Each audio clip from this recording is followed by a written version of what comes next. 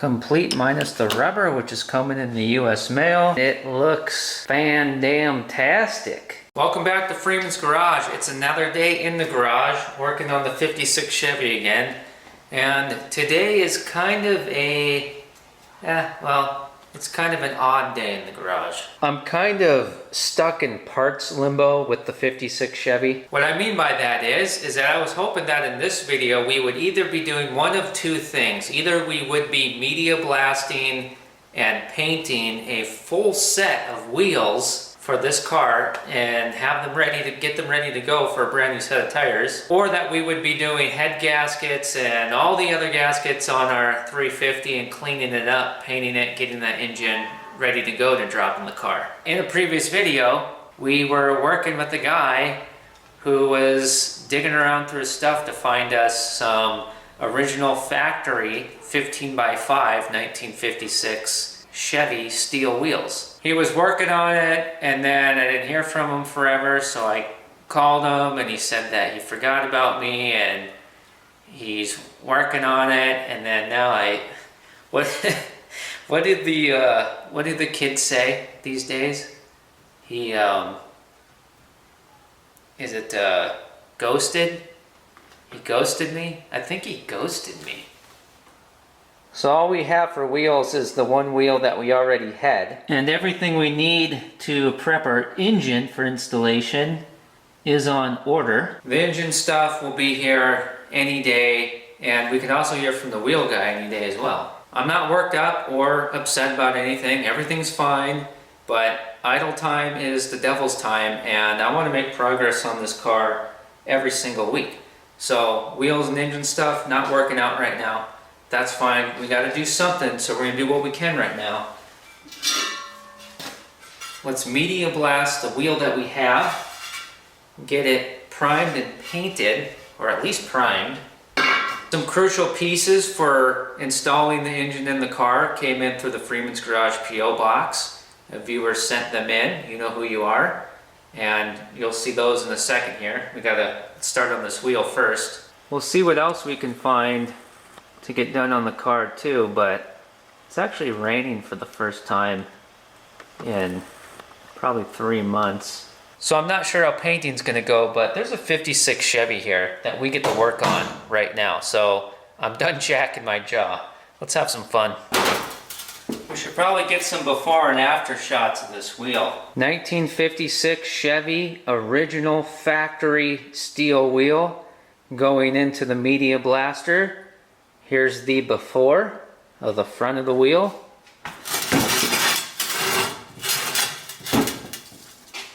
And the before for the back of the wheel. Let's get her in there and clean her up. Suppose we could take the wheel weight off, huh? Ow. There we go. And the valve stem. Come on, Freeman. Let's be smart here. Yay! Good job! This wheel, by the way, I should probably point out to you, is in great shape. We're not rusted out around the hole for the valve stem there. We're not all bent up. There's no repair work to do or anything. And I would also like to point out that the basic factory hubcaps snap on around this ring here, snap onto these nubbins here, and then the Bel Air, the full wheel covers for the Bel Air that cover the whole wheel, they snap onto these nubbins around here. Enjoy the ride!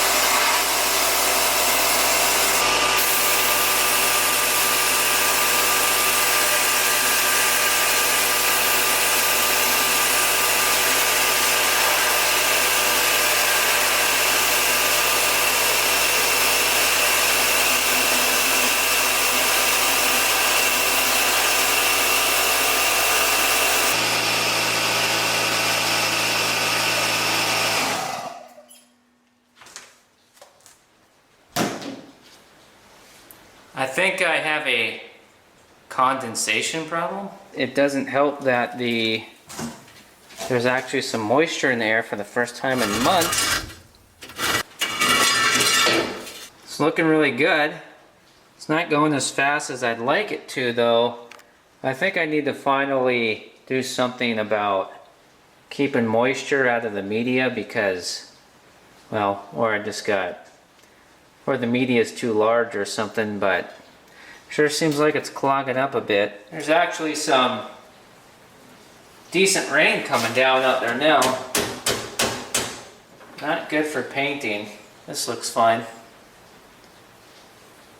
I don't know. I'm not really sure what's going on here. I'll just keep going. Just keep at it.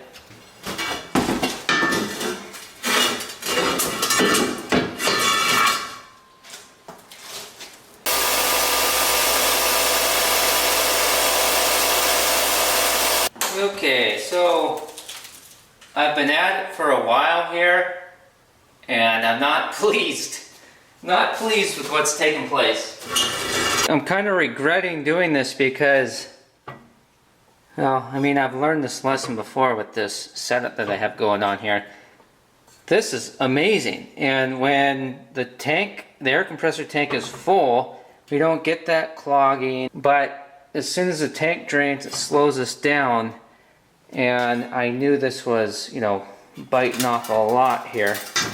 I know I've talked about it before in other videos, so I'm just going to not talk about it any more than I have right now because nothing's going to change until I get a big old monster compressor one day. So I got a little idea here to help speed this up. Okay, so we've got to do the back, and then we're going to do all this, and then of course we got to finish the front. So we're going to take this, which that works absolutely amazing for getting paint off. It'll knock some of the rust off too, but mainly the paint. See, because we can, if you know, we'll hit all the areas that we can get this into, and then put the wheel back in the blast cabinet.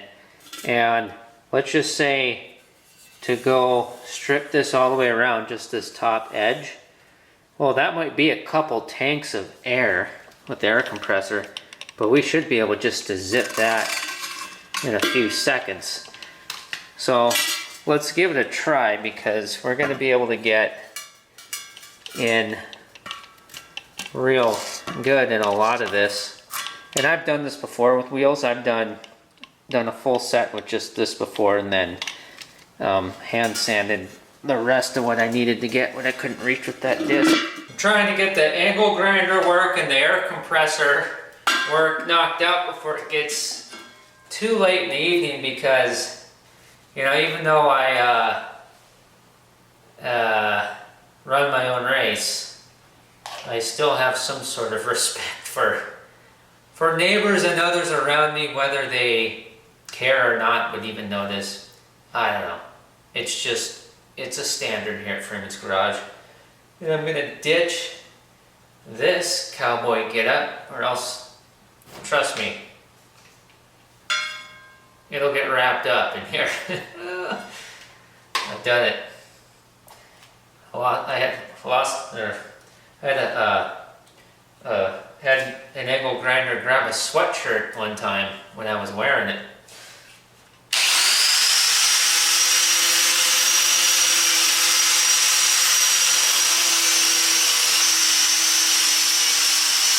It's still a lot of work to run that grinder, but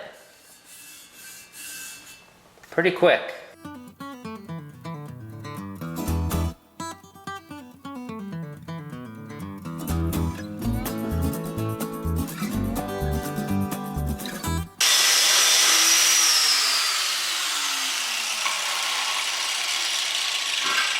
Have you ever seen that John Wayne movie where they grease the tracks so that the train can't get up the hill?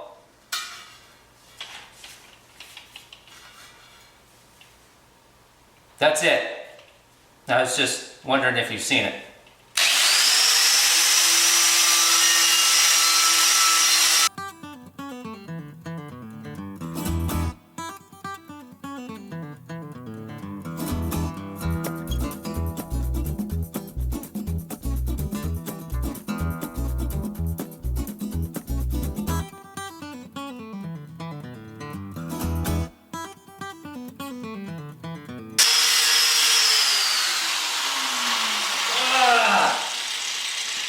Fandamtastic. I don't care how slick that is, how slick that disc works. I'd still rather be standing comfortably at the blast cabinet instead of doing what I just did. Alright, now let's see how this goes. I have no clue how long I was running that angle grinder, by the way. If I had to guess, I probably spent half an hour.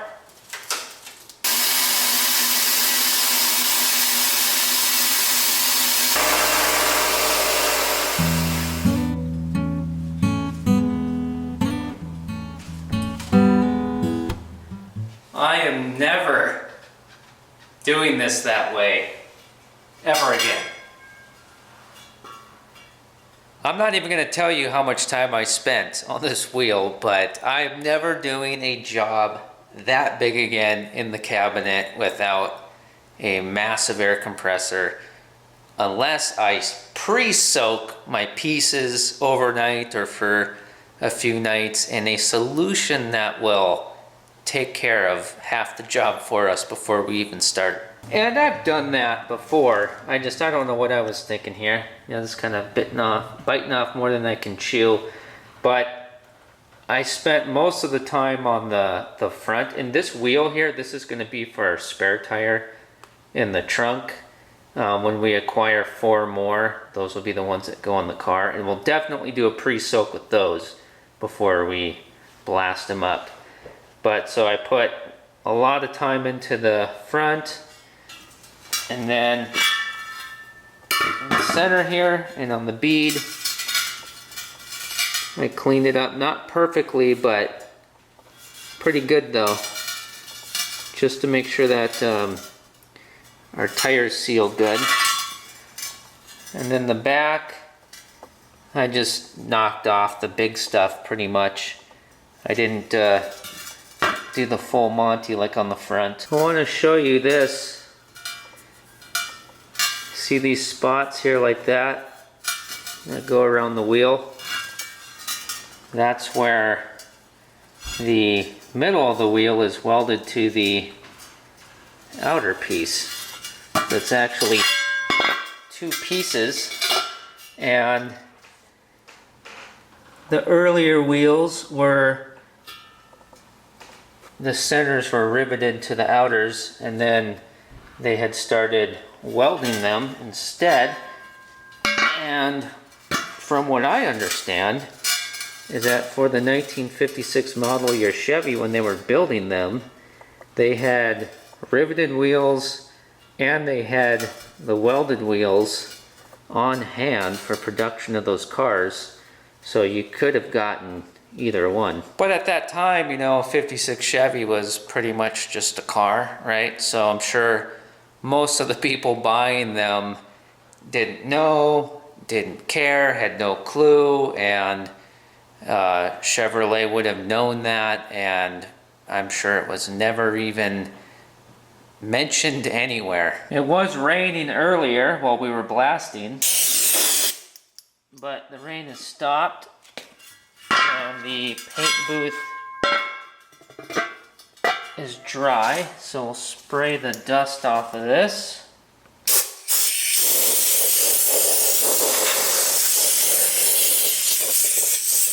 And then we'll hit it with some cleaner, and then we will prime it and paint it. This brake parts cleaner, not only was it made in the United States of America, but the fact that it's not for sale in California means that it works really good.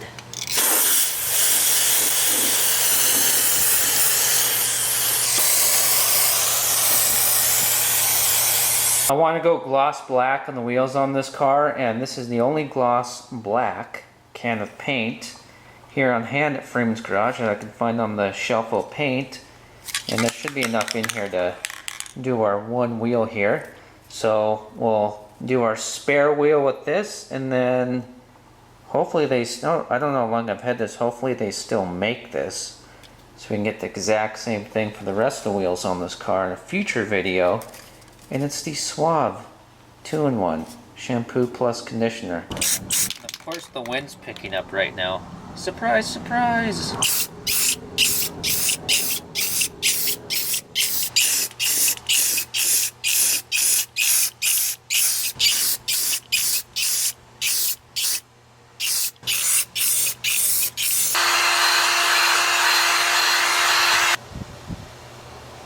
Alright, we'll let that wheel dry. Something else that I want to get done that we can knock out is these washers here. These need primer and paint.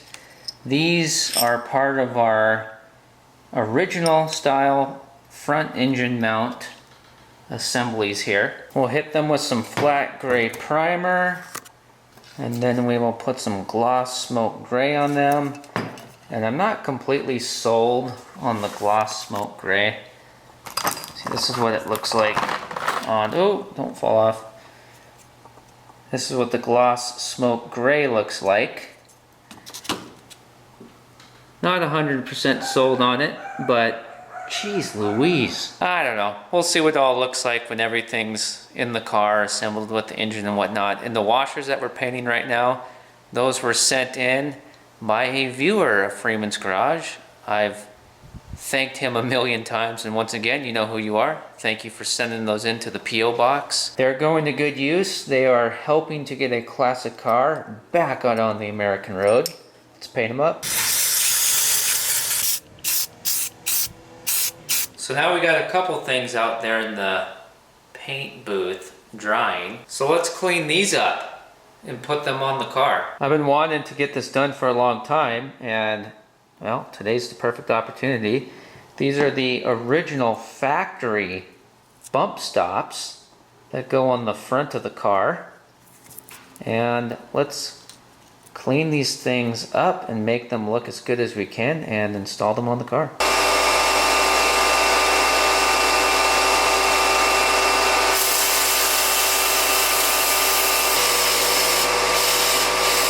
This is awesome. I just discovered a brand new technique that I'm going to be using in the future. I just made this crusty 1956 rubber bump stop look like this by blasting it in the media cabinet. Now, I would be careful to not obliterate the thing, depending on what medium pressure you're using, but I guarantee you if I scrubbed this with soap and a brush, it would not look that good. Alright, let's see how our hardware threads on. Oh, perfect. Nice clean threads. We're going to do things a little different this time. Usually what I do with hardware like this is I paint every single side and spend 10 million hours doing it. Well, this time I'm just gonna put these on the car, and then sometime in the future when I'm tying up loose ends and oh, that bolt there needs a little touch up of paint, or I missed a spot, I'll go around and hit these and see if I like that. So if it turns out that they get painted just fine and they look just fine doing it that way, maybe we'll do that with some other things in the future and save some time. Yes, I know it's a complete disaster in here. I'm working on it. The bump stop is going to go right here, one on each side, and this can only go in one way. Actually, you know what? Gosh darn it. I want to put a little bit of paint on the bottom of this. I don't want to put bare metal in here. Why can't I just leave things alone? But hey, I feel better now, and I did that without even masking this off. Can you believe that? You know, that's the type of skill sets that'll help you survive in this world. Being able to spray paint without masking things off. Okay, there you go, in your home. Okay, now the nut and bolt go on. I think I said nut and bolt, didn't I?